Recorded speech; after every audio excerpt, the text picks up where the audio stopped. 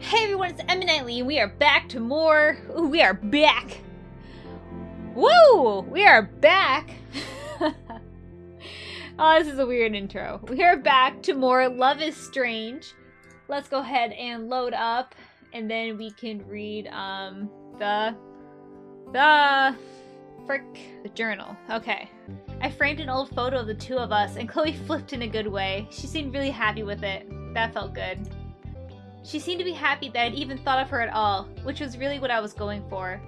So what if I want Chloe to be thinking of me when she's traveling? At least I can admit it. This time, when we're apart, I'm keeping in touch. I just keep telling myself that she's not going to be away for that long. Probably. I hope. I had invited Chloe down to the boardwalk to hang out, and hopefully just to enjoy the afternoon with her. But things came to a close pretty fast when Joyce called. I'm not one to keep Chloe away from her mom.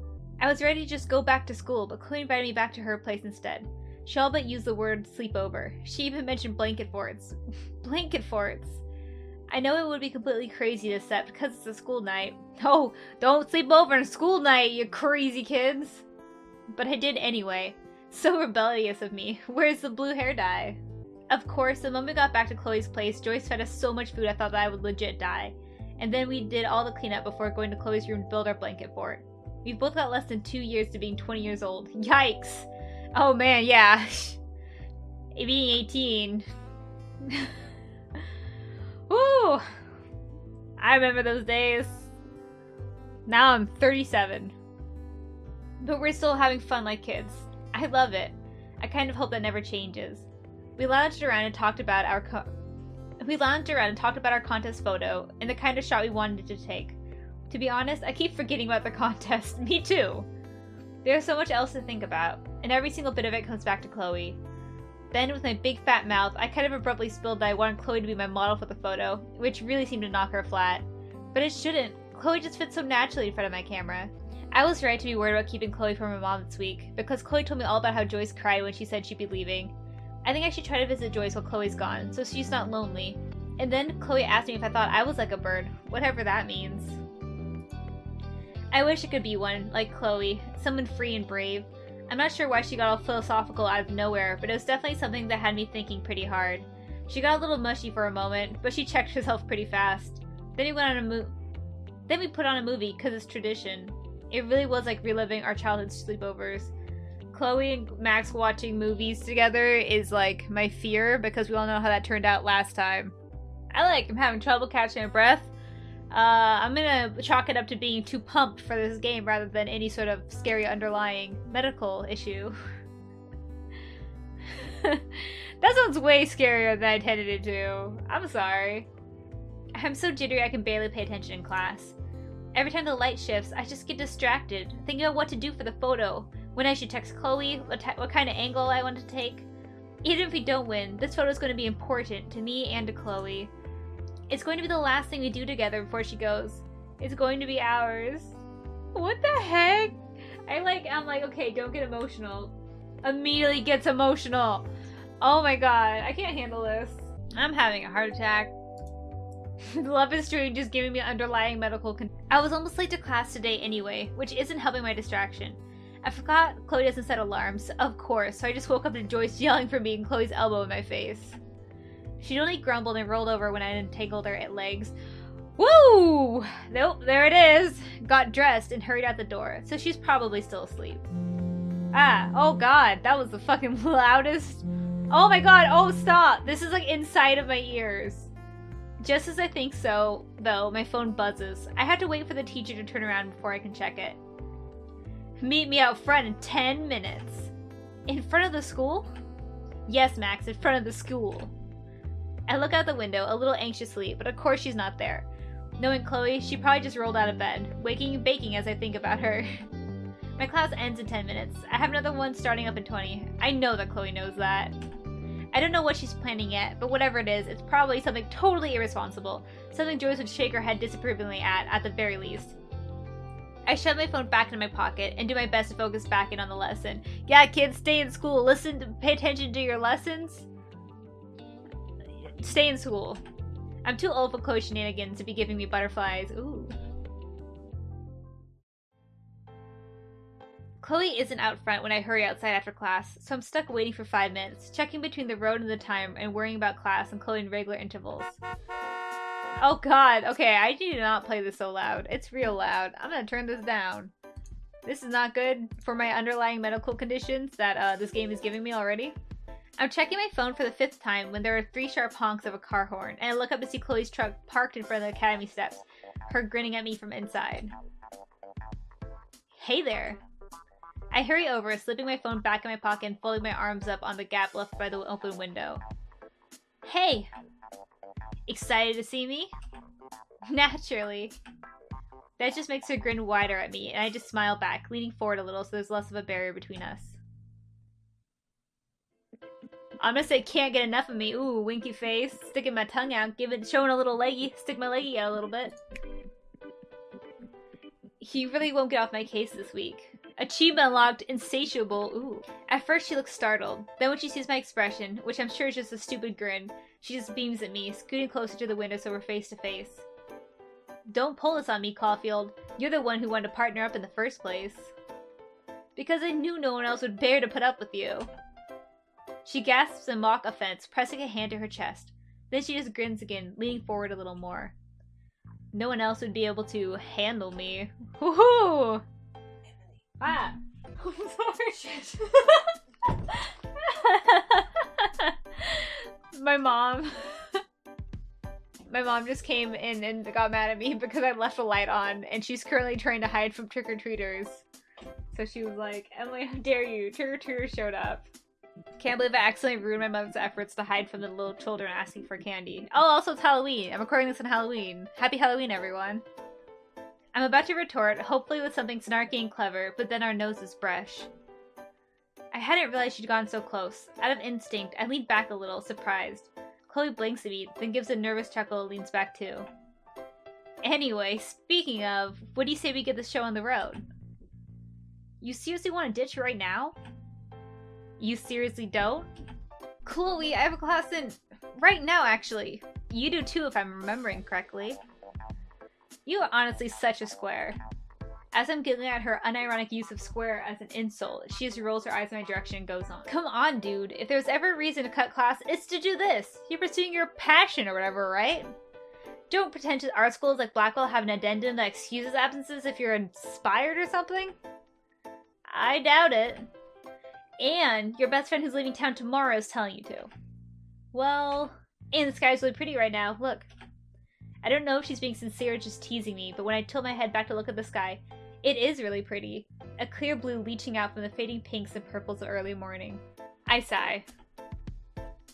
Let's go. Hey, oh, let's go. Fuck this, you square. Get out of here, you square. Kids, forget what I said earlier. Don't stay in school. Okay, no.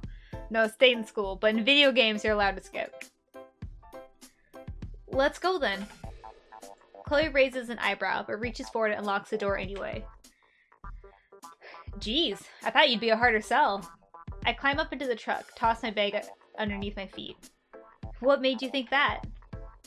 You always get so whiny whenever I try to get you to do something. What's the word you like? Delinquent, right? She pouts in my direction for show, and I laugh and shove at her shoulder. Who's whining? She chuckles, spinning her keys around one finger. I lean back and watch them circle. Besides, it's not like convincing me to be with you is that hard to sell.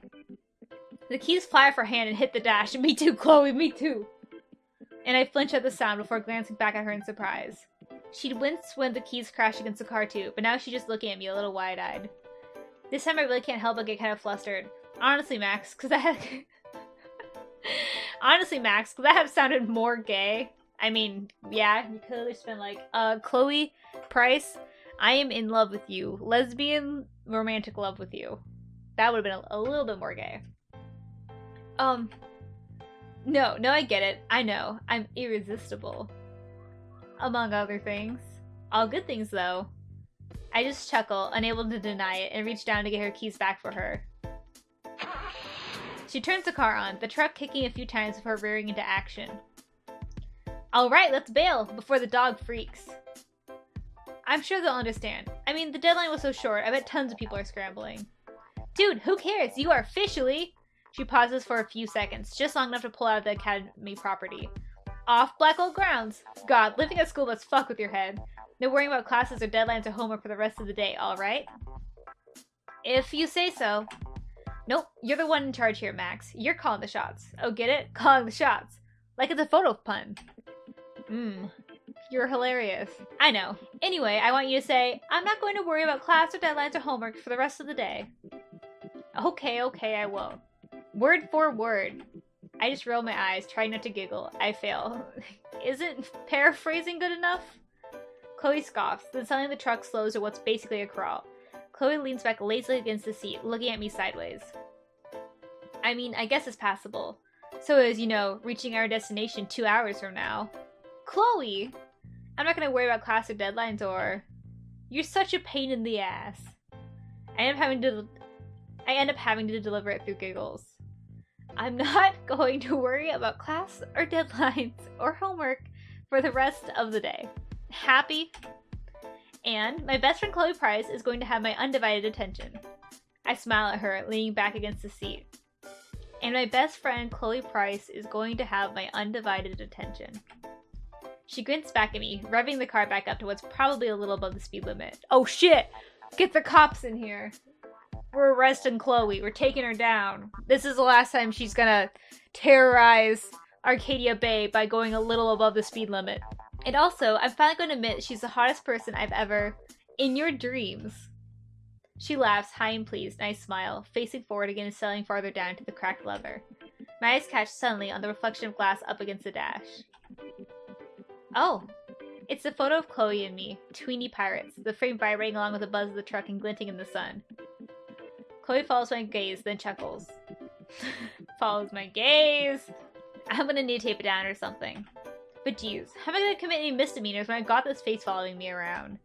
She flicks one finger against Tween Max's face, twisting her face up in a forced scowl, and I just grin, pleased.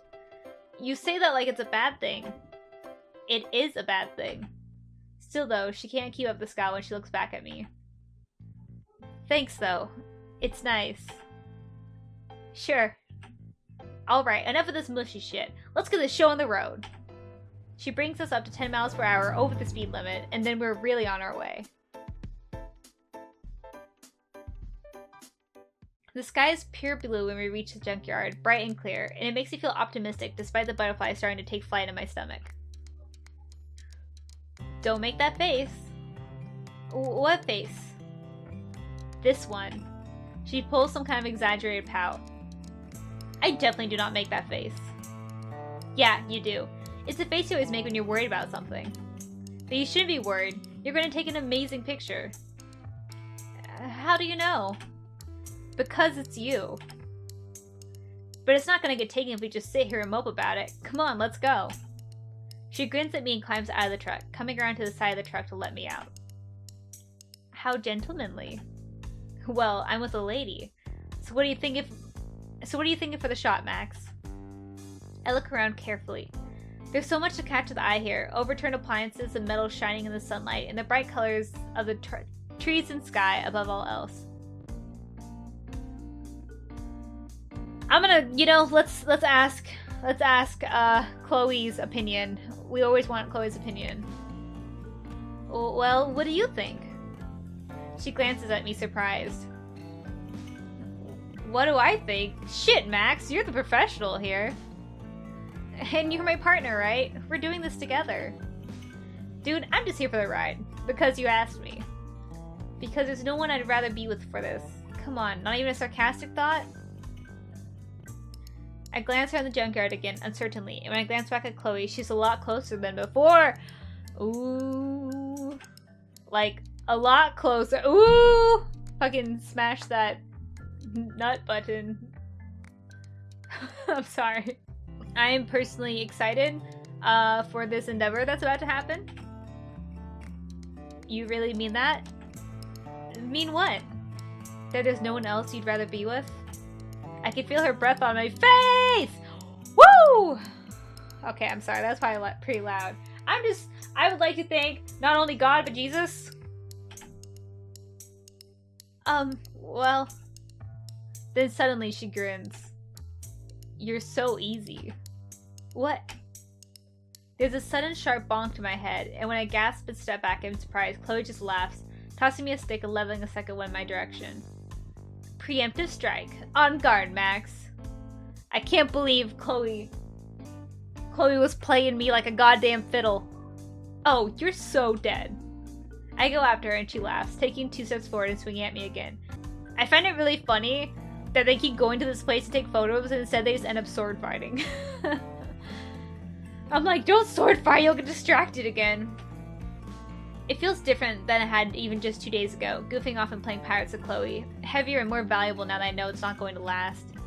Still, it's hard to feel that weight of wistfulness when Chloe's poking me in the ribs with a broken tree branch, laughing like there's nothing to worry about, lit up all blue and smiling against the sky behind her. Get your head in the game, Max! What? You're the one! Suddenly, I lose my footing and go tumbling backwards, landing flat on my ass between a moldy mattress and another stack of tires. Damn it! Chloe, exceptionally smug, steps over my knees and crouches down, just above my hips, tilting my chin up slightly with her stick! Oh my god. Oh, the turntables. Yeah. And now for my victor speech. Ahem. Oh, Arcadia Bay, thou hast seen the most glorious sight on this holiest day. You're crazy. You're crazy. Well, you make me crazy. Whoa! This is... I need to take some ibuprofen. I need to take some melatonin to deal with this. I need to drink some water. I need to drink some ice water. The grin slips a little off her face, but she doesn't stand up. Instead, she just looks at me more intently, tossing the branch aside and crossing her arms over her squatted knees. I'm still trapped between her calves. How crazy. I sit up, but she still doesn't move. She's looking at me like she's trying to figure out an answer, but I don't know what the problem is. What do you mean? Like... She trails off a little, breaking eye contact. I try to peer into her face, and when our eyes meet again, she seems to get some conviction back. Oh my god. Oh my god. Mama! Ooh. Oh my god. Woo! I'm sorry. This is like probably the weirdest playthrough, because it's just like nothing happening but me getting really excited anyways. I apologize to the world. Like, if I asked you to do something actually crazy, something maybe kind of stupid, would you? Okay, I'm gonna say probably. I probably would. Chloe's eyebrows raise. I shift up a little higher, lean forward a little, so even though she's still crouched over me, we're her face to face. Even if it was something really stupid? Like, that narrows it down. She makes a face at me, but there's a smile tugging at her mouth, and she's holding it back the way she does when I've said something that's pleased her, but she doesn't want me to know how much. I love seeing her smile, though. I go fishing for it. That's so cute. What the fuck? Yeah, I still would. You make me crazy and stupid.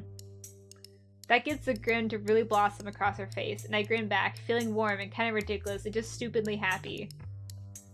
That's good to know. She stands abruptly and reaches down with one hand. I take it, and she tugs me to my feet.